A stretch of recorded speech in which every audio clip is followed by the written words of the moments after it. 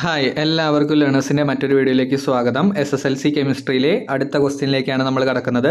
This is A question from chapter 5 കേട്ടോ. 5ാമത്തെ ചാപ്റ്ററിലെ വളരെ important ആയിട്ട് ചോദിക്കുന്ന ഒരു ക്വസ്റ്റ്യൻ ആണ് കേട്ടോ. നിങ്ങൾക്കിവിടെ ക്വസ്റ്റ്യൻ റിയാക്ഷൻ ആയിട്ട് കാണാൻ സാധിക്കും. N2 + 3H2 gives 2NH3 എന്ന് പറയുന്ന ഒരു അടിപൊളി റിയാക്ഷൻ നൽകിയിട്ടുണ്ട്. ഇത് എന്തിൻ്റെ റിയാക്ഷനാണ്? യെസ്, അമോണിയയുടെ പ്രിപ്പറേഷൻ്റെ റിയാക്ഷനാണ് അല്ലേ. അമോണിയയുടെ പ്രിപ്പറേഷൻ്റെ റിയാക്ഷൻ. എന്താണ് അമോണിയയുടെ പ്രിപ്പറേഷൻ നമ്മൾ പറയുന്ന പേര്?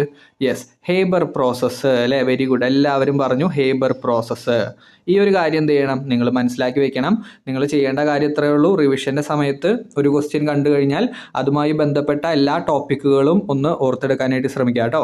സോ ഈ ഒരു റിയാക്ഷൻ എന്ന് പറയുന്നത് അമോണിയയുടെ പ്രിപ്പറേഷനാണ്. അമോണിയയുടെ പ്രിപ്പറേഷനെ നമ്മൾ പറയുന്ന പേര് ഹേബർ പ്രോസസ്സ് എന്നാണ് നമ്മൾ പറയുക. Okay, Haber process. റെഡി ആണല്ലോ? യെസ്, നമ്മുടെ അടുത്ത് 3 ക്വസ്റ്റ്യൻസ് ആണ് ചോദിച്ചിരിക്കുന്നത്. Right any 2 method to increase the amount of the product. അതാണ് ആദ്യത്തെ ക്വസ്റ്റ്യൻ. രണ്ടാമത്തെ question, which is the catalyst that can be used here. മൂന്നാമത്തെ question, what is the effect of the catalyst on the equilibrium എന്നാണ് ചോദിച്ചിരിക്കുന്നത്. So first ക്വസ്റ്റ്യനിലേക്ക് വന്നു കഴിഞ്ഞാൽ നമുക്ക് 2 മെത്തേഡുകളാണ് എഴുതേണ്ടത്.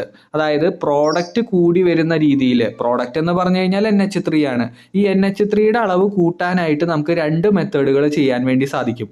ശരിയല്ലേ? 2 മെത്തേഡുകൾ ചെയ്യാം. എന്തൊക്കെ മെത്തേഡുകളാണ് നമുക്ക് ചെയ്യാൻ വേണ്ടി പറ്റുക? യെസ്, വെരി ഗുഡ്, എല്ലാവരും പറഞ്ഞു അല്ലേ. 2 മെത്തേഡുകൾ എന്തൊക്കെ ചെയ്യാം? Removal of NH3. എന്തിൻ്റെ റിമൂവൽ? Yes, NH3യുടെ removal. കാരണം നിങ്ങളിവിടെ ശ്രദ്ധിച്ചാൽ അറിയാം, ഇവിടെ NH3 നമ്മൾ റിമൂവ് ചെയ്ത് കൊടുത്തു കഴിഞ്ഞാൽ ഫോർവേഡ് റിയാക്ഷൻ പെട്ടെന്ന് നടക്കുകയും കൂടുതൽ പ്രോഡക്റ്റ് ഉണ്ടാവാൻ തുടങ്ങുകയും ചെയ്യും. ഓക്കെ, എന്താ ഞാൻ പറഞ്ഞത്? NH3 റിമൂവ് ചെയ്ത് കൊടുത്തു കഴിഞ്ഞാൽ പുതിയതായിട്ട് കുറേ അധികം പ്രോഡക്റ്റുകൾ അവിടെ ഫോർവേഡ് റിയാക്ഷൻ വഴി നടക്കും. Okay, so removal of NH3 ഒരു മെത്തേഡാണ്. ഇനി രണ്ടാമത്തെ മെത്തേഡ് നമുക്ക് എന്താണ് ചെയ്യാൻ പറ്റുക? യെസ്, എല്ലാവരും പറഞ്ഞു ഇൻക്രീസ് പ്രഷർ അല്ലേ. പ്രഷർ കൂട്ടാം. ഇൻക്രീസ് പ്രഷർ കൂട്ടിക്കഴിഞ്ഞാൽ എന്ത് നടക്കും? യെസ്, ഫോർവേഡ് റിയാക്ഷൻ വളരെ പെട്ടെന്ന് നടക്കും. എങ്ങനെയാണ് നമ്മൾ ഇൻക്രീസ് പ്രഷർ എന്ന് പറയാൻ സാധിച്ചത്? യെസ്, നിങ്ങളിവിടെ നോക്കിക്കഴിഞ്ഞാൽ 1 നൈട്രജനും 3 ഹൈഡ്രജനും ആണ് അല്ലേ. 1 നൈട്രജനും 3 ഹൈഡ്രജനും, അങ്ങനെ മൊത്തം 4 റിയാക്റ്റൻ്റ് മോളിക്യൂളുകളാണ് ഈ പറഞ്ഞ ലെഫ്റ്റ് സൈഡിൽ നിങ്ങൾ കാണുന്നത്. ഓക്കെ, റിയാക്റ്റൻ്റ് സൈഡിൽ 4 മോളിക്യൂൾസ് ആണുള്ളത്. ഇനി പ്രോഡക്റ്റ് സൈഡിലേക്ക് വന്നു കഴിഞ്ഞാൽ 2 മോളിക്യൂൾസ് മാത്രമേ ഉള്ളൂ. ശരിയല്ലേ? പ്രോഡക്റ്റ് സൈഡിലേക്ക് വന്നു കഴിഞ്ഞാൽ 2 മോളിക്യൂൾസ് മാത്രമേ ഉള്ളൂ. അപ്പോൾ നമുക്ക് എന്താണ് ചെയ്യേണ്ടത്? പ്രോഡക്റ്റ് കൂട്ടണം അല്ലേ. NH3 കൂട്ടണം. NH3 കൂട്ടണം എന്നുണ്ടെങ്കിൽ നമുക്ക് എന്ത് ചെയ്താൽ മതി?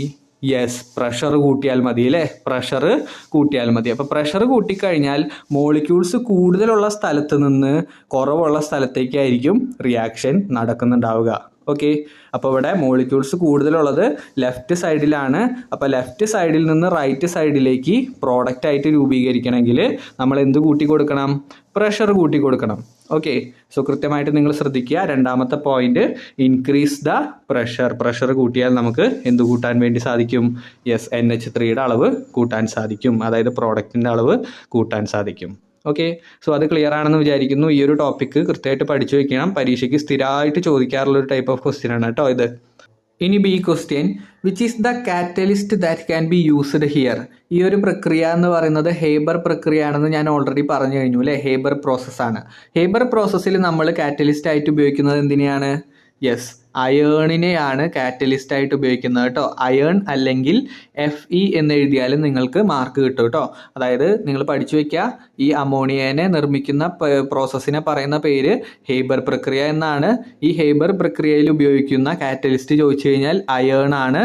അതുപോലെ അതിൻ്റെ ഇക്വേഷനും നിങ്ങൾ ജസ്റ്റ് ഒന്ന് പഠിച്ചു വെക്കാനായിട്ട് ശ്രമിക്കുക കേട്ടോ. ഓക്കെ, സോ ബി ക്വസ്റ്റ്യൻ നമ്മൾ കംപ്ലീറ്റ് ചെയ്ത് കഴിഞ്ഞു. ഇനി അടുത്തത് സി ക്വസ്റ്റ്യനിലേക്ക് കടന്നു കഴിഞ്ഞാൽ, what is the effect of A catalyst on N equilibrium.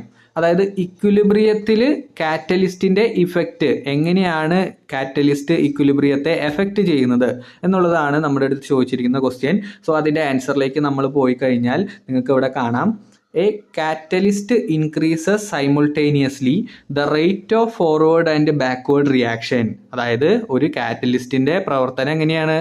അത് അതിൻ്റെ ഫോർവേഡ് റിയാക്ഷനും അതുപോലെ തന്നെ ബാക്ക്വേർഡ് റിയാക്ഷനും വളരെയധികം കൂട്ടും, അല്ലെങ്കിൽ അതിൻ്റെ റേറ്റ് ഇൻക്രീസ് ചെയ്യും. മനസ്സിലാക്കി വെക്കുക, A catalyst increases the rate of forward and backward reaction. അതായത് ഒരു കാറ്റലിസ്റ്റ് ഫോർവേഡ് റിയാക്ഷൻ്റെയും ബാക്ക്വേർഡ് റിയാക്ഷൻ്റെയും റേറ്റ് കൂട്ടും, ഇൻക്രീസ് ചെയ്യും. So the system can attain equilibrium very fast. അതുകൊണ്ട് സിസ്റ്റത്തിന് പെട്ടെന്ന് തന്നെ ഇക്വിലിബ്രിയത്തിലേക്ക് വരാൻ പറ്റും. ഈ കാര്യം എന്ത് ചെയ്യണം, തിയറിയാണ്, ഒന്ന് പഠിച്ചു വെക്കുക. കാറ്റലിസ്റ്റിന് ഫോർവേഡ് റിയാക്ഷനും ബാക്ക്വേർഡ് റിയാക്ഷനും ഇൻക്രീസ് ചെയ്യാൻ പറ്റും.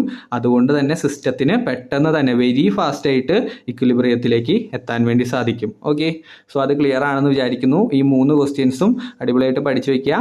SSLC എക്സാമിന് ചോദിച്ചിട്ടുള്ള ടൈപ്പ് ഓഫ് ക്വസ്റ്റ്യൻസ് ആണ്, ഇനിയും ചോദിക്കാൻ സാധ്യതയുള്ള ക്വസ്റ്റ്യൻ ആണ്. സോ ഉറപ്പായിട്ടും നിങ്ങൾ പഠിക്കുക കേട്ടോ. അടുത്ത ക്വസ്റ്റ്യനായിട്ട് മറ്റൊരു വീഡിയോയിൽ കാണാം. സോ ചാനൽ സബ്സ്ക്രൈബ് ചെയ്യുക, നിങ്ങളുടെ ഫ്രണ്ട്സിലേക്ക് ഷെയർ ചെയ്ത് കൊടുക്കാനായിട്ട് ശ്രമിക്കുക. സോ മറ്റൊരു വീഡിയോയിൽ കാണാം. അതുവരേക്കും ബൈ.